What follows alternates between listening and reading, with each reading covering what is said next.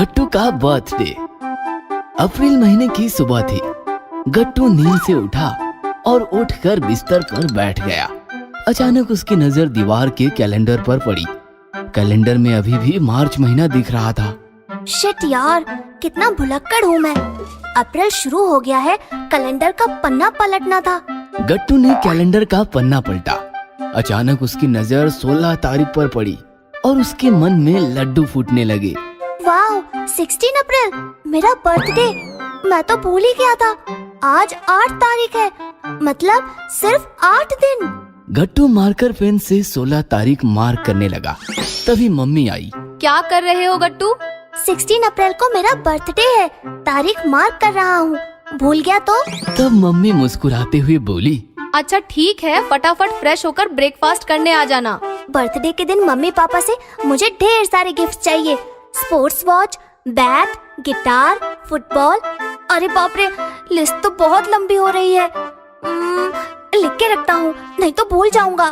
Paper pen लेकर गट्टू list बनाने बैठ गया। बन गई लिस्ट। बर्थडे के एक दिन पहले ये लिस्ट पापा के लैपटॉप में रख दूंगा। फिर गट्टू उछलते हुए बाथरूम निकल गया और लिस्ट वहीं टेबल पर भूल गया। मम्मी कमरा साफ करने आई तो उन्होंने टेबल पर गट्टू की लिस्ट देखी। ये गट्टू भी ना बावला है एकदम। ऐसा करती हूँ, ये लिस्ट छिपा देती हूँ। कुछ दिन बीत गए। एक रात खाना खाकर पापा और चिंकी टीवी देख रहे थे। तभी मम्मी आकर बोली, चिंकी, गट्टू कहाँ है? दादी के साथ बाहर टहल रहा है। क्या बात है? अरे बात ही ऐसी है, कल गट्टू का बर्थडे है। हाँ, वो तो मुझे भी पता है। अरे पूरी बात तो सुनो। गट्टू ने कैलेंडर पर अपनी बर्थ डेट मार्क करके रखी हुई है। गिफ्ट्स की लिस्ट भी बना कर रखी है। कितना बावला है ना। बिल्कुल ठीक कहा। मैं उसे अप्रैल फूल बनाना चाहती हूँ। वो कैसे? हम उसे कहेंगे कि बर्थडे कल नहीं परसों है। वो काफी एक्साइटेड है कल को लेकर। जब उसे पता चलेगा कि बर्थडे कल नहीं परसों है, तब कितना मजा आएगा ना। लेकिन उसे यकीन कैसे दिलाएंगे? सिंपल है, हम पिछले साल का कैलेंडर दीवार पर टांग देंगे। पिछले साल का कैलेंडर एक दिन लेट चल रहा है। हम पिछले साल की 16 तारीख मार्क करेंगे, जो कल नहीं परसों आएगी, जिससे उसे यकीन हो जाएगा। करेक्ट। तुम फटाफट जाओ और काम पूरा करो। और आप ये लीजिए लिस्ट। सारे गिफ्ट्स और अरेंजमेंट्स के काम कल हो जाने चाहिए। इधर चिंकी भागते भागते पिछले साल का कैलेंडर लेकर कमरे में पहुंची। उसने दीवार से कैलेंडर हटा दिया और पुराना कैलेंडर टांग दिया। अब तारीख मार्क कर देती हूँ। चिंकी ने मार्कर पेन से 16 तारीख मार्क कर दी। गट्टू कमरे में आया तो चिंकी ने देखा कि गट्टू टेबल पर कुछ ढूंढ रहा है। क्या हुआ? एक लिस्ट बना कर रखी थी यही टेबल पर, तुमने देखी क्या? नहीं, इम्पोर्टेंट थी क्या? मैं तुम्हें अभी नहीं बता सकता। लगता है अब फिर से बनानी पड़ेगी। तभी गट्टू का ध्यान कैलेंडर पर पड़ा। अरे ये क्या? मुझे तो लगा था कल 16 तारीख है। कैलेंडर तो परसों दिखा रहा है। मार्क भी करेक्ट है, फिर एक दिन लेट कैसे? चिंकी, आज संडे है या मंडे? आज तो सैटरडे है। अरे यार, मैं कंफ्यूज हो रहा हूँ। चलो आज की डेट बताओ। 15 अप्रैल। नहीं, 14 अप्रैल। गट्टू ने 14 तारीख देखी तो सैटरडे ही था। गट्टू नाराज होकर सोचने लगा, आज तो सैटरडे था, मतलब आज 14 अप्रैल, कल संडे 15 अप्रैल और परसों मंडे 16 अप्रैल। मतलब मेरा बर्थडे परसों है। शिट यार, अब सो जाता हूँ और कल फिर से लिस्ट बनाता हूँ। दूसरे दिन गट्टू ने फिर से लिस्ट बनाई। लिस्ट बाद में चुपचाप पापा के लैपटॉप में रख दूंगा। पहले थोड़ा खेल के आता हूँ। फिर गट्टू सोसाइटी कैंपस में खेलने चला गया, लेकिन वहाँ कोई नहीं था। अरे ये हरी, गुड्डी, आज कोई कैसे नहीं आया? तभी उसकी नजर सोसाइटी के बाहर बैठे 2 बच्चों पर पड़ी। गट्टू ने पास जाकर देखा तो बच्चे कीचड़ में केक बना रहे थे। तुम ये कीचड़ का केक क्यों बना रहे हो? इस राजू का आज बर्थडे है ना, उसके लिए मैं केक बना रहा हूँ। हम गरीब हैं, दुकान से केक नहीं ला सकते, इसलिए इसी केक से काम चला रहे हैं। ये सुनकर गट्टू को बुरा लगा। हैप्पी बर्थडे राजू, तुम्हारा बर्थडे आज है, मेरा बर्थडे कल है। ओह, हैप्पी बर्थडे इन एडवांस। खेलने के लिए कोई नहीं था, इसलिए थोड़ी देर बाद गट्टू फिर से घर चला आया।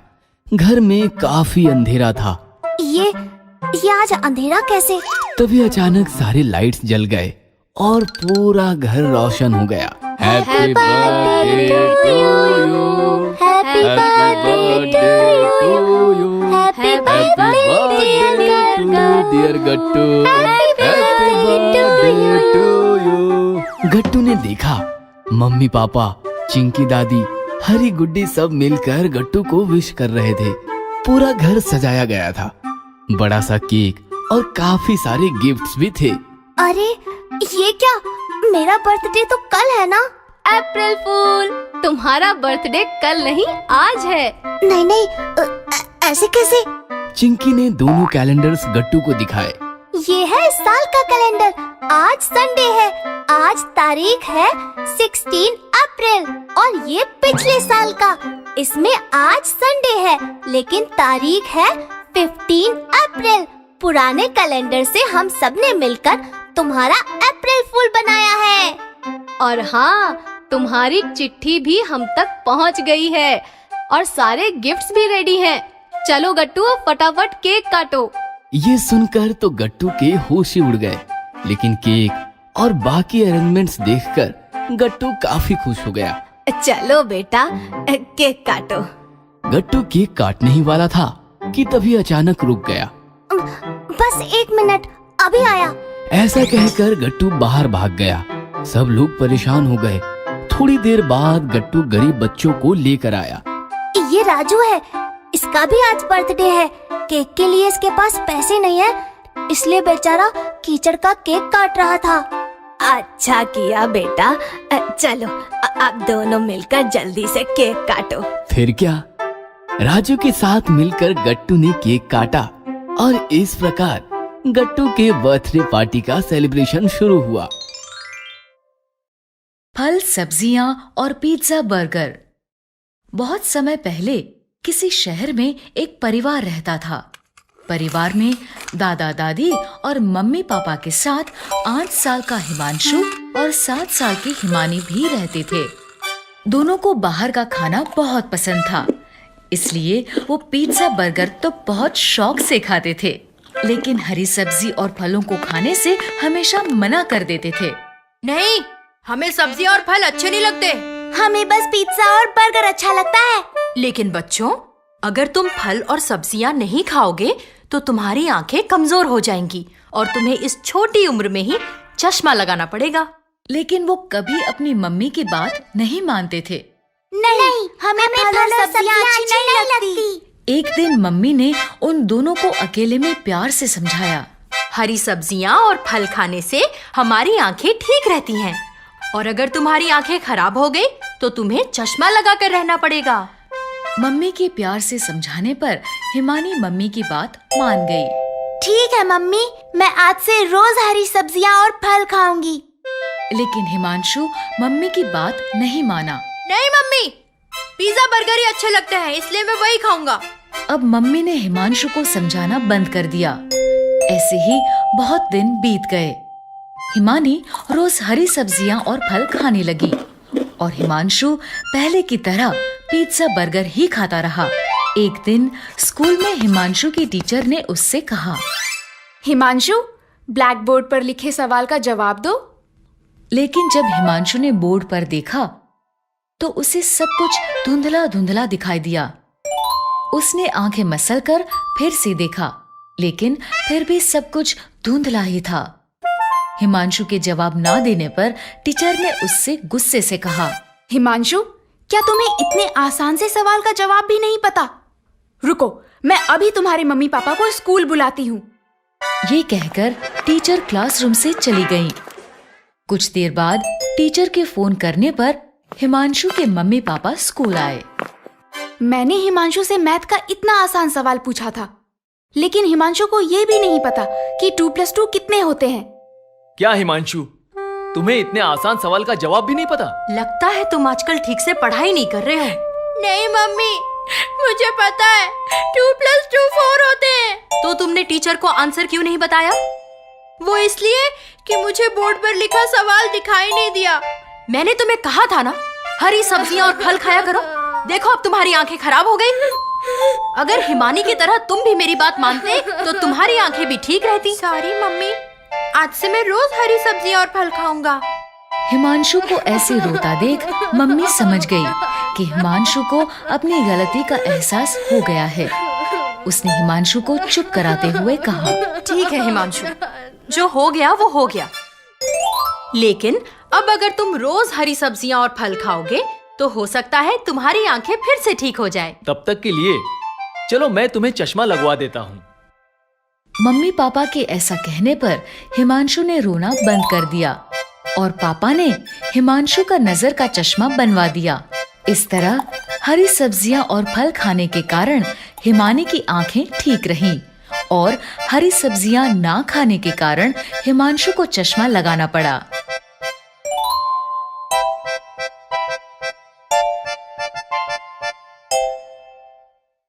दुखीराम के समोसे।